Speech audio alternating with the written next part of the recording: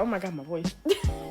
Hey guys, it's me, Malaya, and today we're just going to be ranting about school with my co-host, Kelcie. Hey y'all. You gotta be a little louder than that. Hello people. Thank you. She's my lovely, lovely cousin, and we swear we were sisters in another life, because we are two in sync. It's scary. And today we're going to be ranting about school, because we ain't got nothing else better to do while we wait for my parents to come home. School, a social construct. Literally the most basic social construct you can think of. And the most popular version of school, I say, is high school. Because everybody's like, high school is the best years of your life. Lies. The lies you speak. High lies. So, I'm trying not to laugh. School, we're going to talk about the structure of school first. The structure of school is downright idiotic. Because ain't no way, let's say you want to be an architect in the future. Why do you need to learn about Christopher Columbus in the ocean blue? Why? No, you don't. Because for me, I always say I hate school. I got good grades, but I don't like school. Because if I was able to go to a school where I can just do art all day, I'd be fine and I'd be set for my future. But ain't no way I'm over here learning about the calorimeter and the equation for a cylinder for art. Guess you got some words. Just gonna sit here staring at me. I'm just listening, but I feel like it's very stupid. But like it depends on what type of school you go to, like in the type of career you want. Because they have certain schools, like the school I go to. If you're there for a certain amount of time, like if you're there like before you get to high school, like in 6th grade or something, and you get there, they have like these set up like their pathways.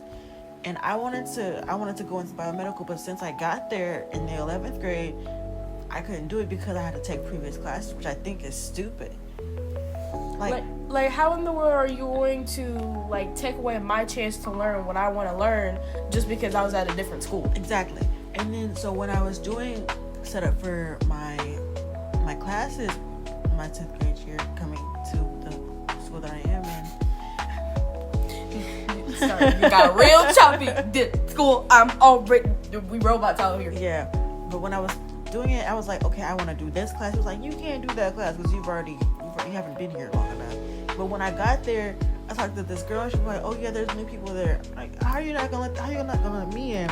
But you let them other people in, and we came in at the same time. Oh my god, bro, that happened to me one time. I'm in class and my teacher's like, oh, we have what was it? We have a school counselor coming in to ask about your classes for next year. Now, I'm on the verge of going to a new school next year, which would be my third different high school in one high school career. Oh my god. But I go talk to her, and I was like, oh, I really wanted to do cosmetology because I wasn't able to. But then they're like, oh no, you had to like sign up like 9th grade. I'm like, excuse you? Because I'm over here in graphic design, and and one of my best friends in graphic design is literally a 9th grader. So I'm sitting there, I'm just like, and then there are people who are like 11th grade in that class too. So I'm sitting there, I'm like, this is a 3-course class, so you could technically join anytime. But it was so stupid to me because I know you gotta be there, but I can be in cosmetology 1 if like that doesn't make sense to me. It doesn't make sense at all. Like, I do like it down here a little bit more because they explore more, like, fields of study. Because back in Michigan, no. It was literally just, oh, you want an art class? We got, like, 3 art classes that kind of don't matter, but you need to have them good test grades, though. Test grades, baby. Test grades are so stupid, I swear, these state tests. The funniest part to me is that I need hold on, listen to this, y'all. I need a good test grade to pass to graduate, but the colleges I'm looking at don't care about test grades. I'm wasting my time. That's another thing. You need, depending on when you get there, but like if you were there from 9th grade to 10th grade, you need 100 hours of community service. Excuse you? The colleges don't even look at the communities. They don't care about people. Who's doing community service for high school? Like, I swear. Yeah, that is really stupid to me because, again, school is a social construct. My eye. Ow. Okay. Another. Yeah, it was just itchy. Okay. Another thing stupid about school. The stereotypes. Yes. Oh, Lord. Them stereotypes will kill you. Woo. You go first. There's not really a lot of stereotypes at the school I go to now, but the school I came from, the stereotypes were hard. Oh my god. Stereotypes were so hard. Like, there was the cheerleader football people. Tons of those. If there was basketball people with football people, cheerleaders with football people, it was like, if you were in it, like, it was tons of cliques, tons of just like, separation. But I wasn't really in a clique. I was more so to myself with my friends. I'm gonna let y'all know now. I don't talk to nobody. I don't talk to nobody but my friends and teachers. If I have to. She don't. The teachers get like 2 words from me. That's it. That's it. For me, I'm more talkative, so I have like a little bit of like a more bigger group of friends. But if I had to like select a few, I can fit it on 2 hands. But if I don't have a friend in that class, I'm normally really quiet. Like if I'm in a class where I ain't got no friends, it's headphones in, watching something on my tablet, doing my work. Let's go. But yeah, I was gonna say, but the one class I do have a friend in, I'm raising my hand, I'm answering questions. Which, speaking of which, we're gonna have to get back to teachers, because teachers is a whole nother chapter. Teachers is a whole nother thing. But yeah, like at my last school, there were cliques and stuff, but it wasn't as bad as the school I'm at now, because now it's more or less like I feel like there is a clear division between multiple different cliques. Like there's one, they're like more quiet people. There's nerds who are always playing on their tablet. Then there's this giant group of ghetto boys and ghetto girls, because all of them edges done, sagging pants, always cussing, always skipping class, never be quiet, never listen. I have a whole heat with that stereotype of people, because woo, I don't hate them. It's just that the way y'all act is irritating, and then when you're the majority, you're reflecting on everyone else. When I know majority of the school does not act like that. Right, and then at the school that I go to now, it's kind of like that, but they don't really base how like we get disciplined or something off of how they act, because there's where I sit during lunch, I sit like the beginning and the middle of the cafeteria. Right, the table across from me is this loud group of boys, and they're so irritating. Like all I hear is screaming every 5 minutes. Yes, I'm like, shut up, please, stop talking. And thank you. But yeah, like I have this one class where it's this specific. It's like my math class. I'm in like somewhat middle to end, and on the entire end side, at the beginning of the end side, it's like 2 boys, 2 girls who just never listen. They never put their phone up. They always want to be loud. There's this one girl who laughs so loud for no apparent reason. We'll be sitting there, the class is completely silent. We're over here writing, doing our math, and all of a sudden, no. Shut your mouth. Please stop talking. I'm about to get the duct tape. Duct tape your mouth shut. Shush. And they always be like, no, miss. They be like, no, miss, I don't want to give out my phone. No. And then y'all be getting mad when she sending you off the class. Right. If you don't want to give up your phone, don't be on it. Don't be on it. Do virtual school. How about that? Stay home. Exactly. Because I understand the want to go to school to be with your friends, but if you're in school, you're in the establishment is stupid, but you're in an establishment that can make or break your future, and you're literally wasting it on yelling at a teacher that you're literally never gonna see again. So what are you doing? Exactly. And then what are you doing? Most of the time, 95% of the time that I've seen somebody get their phone taken, they give it back at the end of the class. Yes, like I don't get that. And one thing that was the craziest thing, this is back to the establishment.